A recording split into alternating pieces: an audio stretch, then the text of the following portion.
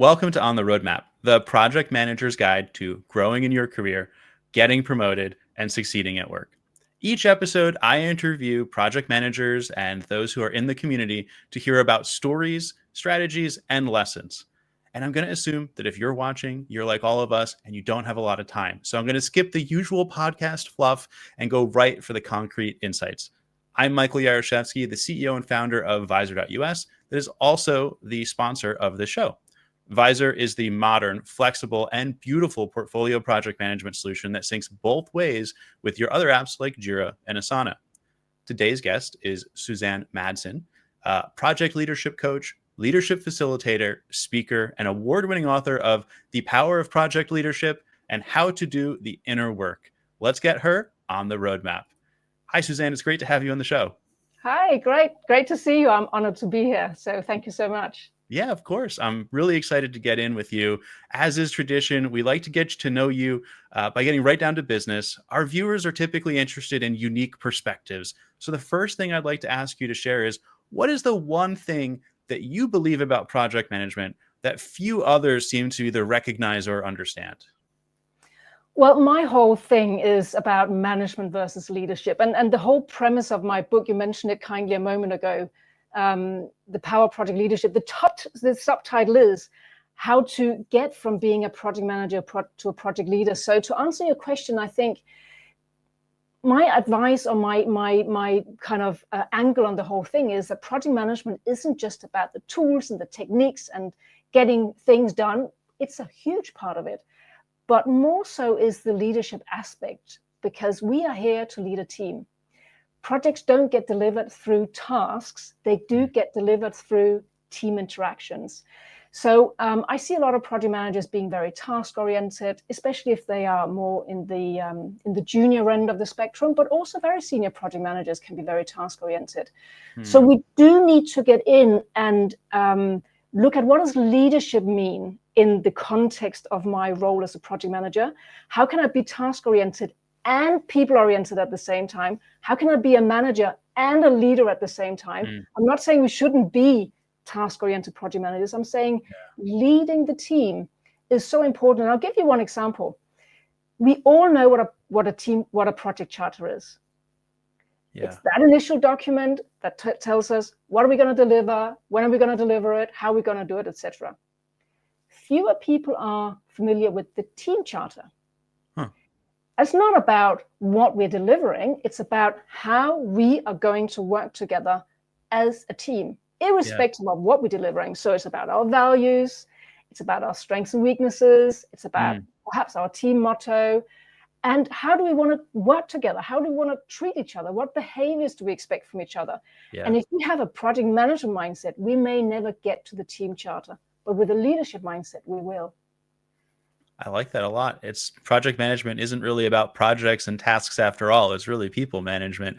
That's a tricky one. So let's dive a little bit deeper into this topic, specifically around stakeholder management. And as I was, learning more about your background, I came upon this quote that you seem to pull out, where everything in project management rises and falls on leadership.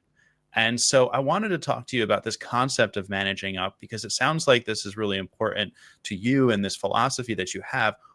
What is managing up? What is your definition of it?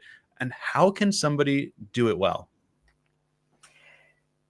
So I like that you ask what is my definition of it, because we can probably understand different things, right? So when you ask me right now, I would say that managing up is, let's talk about management and leadership. We often think about the team below us. But what about our sponsors? What about our managers? What about our clients? Can we influence them? Can we manage them? Not directly, no. So I think managing up is about influencing. Yeah. So the way I would think about it, and I have some very clear examples from my own career where some business managers, they were more like sponsors, right? They came down because it was a floor down, and I still remember it. And they kind of gave me, I think, a brief on what they wanted. And they wanted us to implement a certain project. But that certain project the business had tried to implement it several times previously. So there's a long history. I won't go into it, but I basically challenged them. And I said to them, you know what, we've tried this project, this particular product you want us to implement. We've tried it several times in the past, but because this person was new, they didn't understand the history. And I basically dared to speak the truth. I basically dared to tell them, I don't think my team is going to do this. And I said it in a very nice enough way, but I was being very to the point. Yeah. And so in a way, for me, managing up is setting expectations. Oh, yeah. And being clear that we were on the same page. This example I gave you just now was really, I guess, setting a boundary and saying, I think you should go and rethink it. But Yeah. I was still managing up in a way because I was influencing them. Yeah. Yeah. I mean, it sounds like a really important part of this, like you're kind of saying, is not just accepting what flows down and pushing it down, but realizing that you are not necessarily just within a hierarchy. I loved the visual of them literally coming down the stairs, but you are the nucleus of this project, and you have these various stakeholders that have influence on the project, but they all have different levels of influence. Just because somebody is like lower on the sort of stack rank, if you will, and they're executing the project, they influence the project because, hey, they are influencing where this project falls within their other priorities, or how they're going to make those little tiny decisions during project execution. I think that's one of the most undervalued, underappreciated parts of generally delivering projects, is in the gaps between the specifications when those team members have to make those decisions. But then you, as the project manager in the middle of all of this, have an incredibly difficult task to pull it together. But it's crucial to remember that you're not just taking top down and feeding downwards, but really helping, not influencing, but helping by influencing, saying, hey, this is not practical. I know this team. We've tried this before. This isn't going to work. And I'll probably give two examples of the managing up. One, which is more related to what you're saying there, is, let's say we need to make a big decision. Go, no go, or shall we implement, which of these requirements shall we implement? Yeah. Or something has broken, what are we going to do? Now, we can manage up and influence by giving three different options. Okay, option A, we do nothing. We leave it broken, whatever. Option C, we do a whole new rewrite. We change this part of the product. Option B, or the third option, we do a little bit of both, right? We do a smaller piece, which we can do quicker. So as a project manager, you have all the detail. I think that's what you just mentioned.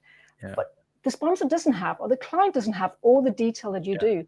But you can influencing and managing up by saying, you know what, I recommend we go for the third option because, we don't want to do nothing. We don't have the time to do a whole rewrite. For instance, that is a way of influencing and managing up. And I'll give you another example, which is the sponsor doesn't always know what their role is. So sometimes we need to educate them. Talk about managing up. Yeah, literally. Yeah. That's fascinating. Yeah. Well, and we can just have the conversation to say, can we just be on the same page about what we're expecting? We're going to have these types of meetings and the types of things we would expect you to the role we would expect you to play on this project. Is that also what you have in mind, right? Yeah. There's this interesting contradiction that I'm sensing between the assertiveness you're describing here, but also something else I've kind of heard you say before about the importance of being comfortable, being strong enough to show weakness and ask the quote unquote dumb questions. I don't know if I agree that any questions are ever dumb. I'm sure you kind of feel the same way. They're important is what you're saying, but everything we just described sounds like somebody who is experienced and confident enough could possibly do a really good job of this type of, managing up, influencing up. I really want to speak to that project manager who's in our audience today, who's really early in their career. Maybe this is their first or second role, and they're finding that assertiveness within their voice. But at the same time, they need to balance this idea that you're saying is they need to be comfortable asking those questions that might make them feel a little bit too vulnerable. So I wanted to pose it to you. How can somebody who is afraid to sound dumb feel strong enough to ask these questions? Yeah. I think there's a lot to unpack there because oftentimes project managers are junior. They're more junior than the sponsors. They're more junior than some of the subject matter experts they're working with, technical experts. and generally can be very challenging to voice their concerns or to ask these dumb questions that are not dumb at all, as you said, of course, but they are the questions that we need to ask. If we are unsure if a requirement is going to meet, if a request is going to meet the requirement, we've got to ask the question. If we are unsure if delivering this product is going to give the benefits that we think, we're going to ask the question. So to your question, what do we do then if we feeling a little bit intimidated? Yeah. Well, to do it in a big forum where all the senior people are present is probably not the way. Okay. Yeah. So the way I would say is to start small. Start voicing your concerns in a smaller forum, maybe one-on-one, maybe with the team, to become more familiar in a context where it's less threatening. That is the only way. Just begin to practice that, using that muscle of asking, how does A fit with B? Or are we sure? How can we be sure that if we do this, it will lead to that? So asking in a less threatening or less overwhelming environment, or in a less threatening is not the right word, but a less daunting environment is what I would say. Yeah, that actually is really practical, right? It's not just you have to, in the Slack or Microsoft Teams project thread with dozens of people, ask that question. You could kind of pull somebody aside either virtually or physically and get that question answered. I hate to put you on the spot, but do you have any specific examples, any stories where a question like this actually ended up kind of making a big impact in a project's success? I think could potentially have a lot of examples. So where we ask the question, and I think potentially the one I mentioned before, where I was challenging the sponsor. Yeah. I'll give the backstory. So it was financial services, and we had a trading desk in Hong Kong. And whenever there was a particular market opportunity that came up, our front office, our internal customer wanted us to be able to trade this type of financial product in Hong Kong. It didn't exist. But because it always took us 6 months to build it, by that time the market opportunity had gone again. And then they canceled the project.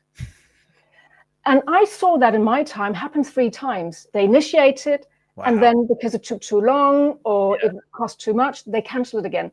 So hence, when this new business manager came to me and said, I've got this great idea, there's an opportunity, we've got to implement these convertible bonds in Hong Kong, I was like, how are we sure? Can we be sure that this opportunity will still be then 6 months? And then I said quite politely, I think you should go back and do your research, because I'm not going to divert my team right now towards this. Bold.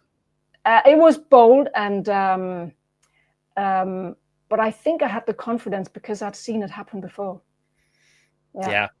Yeah.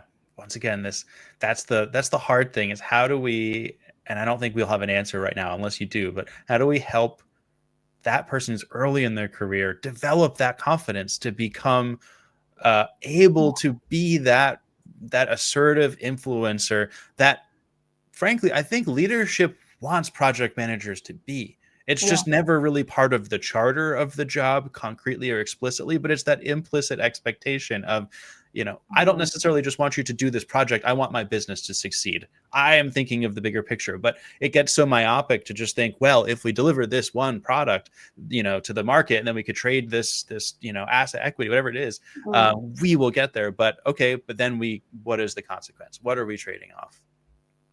Yeah. I might move us along to the next question I have, which is just so fascinating. I've watched a couple of the other podcasts you've been on, and one of the things you said is that the key action, the main action you would consider suggesting for somebody to take after having read your book is to start thinking of themselves as the project manager as a role model. And I was hoping you could provide some vivid examples in your past where you've seen this behavior adjustment have an impact. Do you have any clients or other sort of mentees that you've worked with where they shifted their perspective in this way and it impacted them? Interestingly enough, I think this ties in with your previous question, how do we gain the confidence? How do we shortcut that route from being junior to having more confidence. And I think thinking of ourselves as a role model is one of those. And I want to just explain what I mean by role model, because some people have a bad reaction. They're like, I don't like role models, because they've seen role models take advantage, right? Some guru who just wanted people to copy their example. And that's not what I'm talking about. I'm not talking about the project manager being this perfect being who does everything right and we just copy them. That's I think, an outdated idea. What I am talking about is a project manager who takes their role seriously, their leadership role seriously, and begin to think about, actually, how can I walk my talk? How can I be a good example? And, you know, because I coach people, I see this happen all the time. You're asking for examples. I see that when I start coaching somebody or they go on our leadership program, they become more aware of them in the context of the team. In other words, they begin to look up. Instead of just being focused head down on tasks, they begin to think, okay, there's a team. How do I lead that team? How do we build a high-performing team? And they then begin to become more aware of the power of asking questions, coaching, not just giving advice, not just telling people what to do, listening, being more aware of what's going on for the other person, which is that whole awareness. There's a person behind the task. It's not a resource. I really dislike it when people say, I've got 5 resources on my team. No, they're humans. I'm sorry. They're people. Oh, yeah. And so the way that I see people beginning to become role models in whatever shape or form it is often that they begin to show more emotional intelligence. So they begin to be almost more decent people. They pay more attention, they become more present with others, they become more interested, generally interested in that team member. How are their stress levels? What do they think we could be doing differently? Which tasks, if I were to delegate to you, which tasks would you most like me to delegate to you? So that it gives a stretch to you. So it almost is a completely new perspective. Yeah.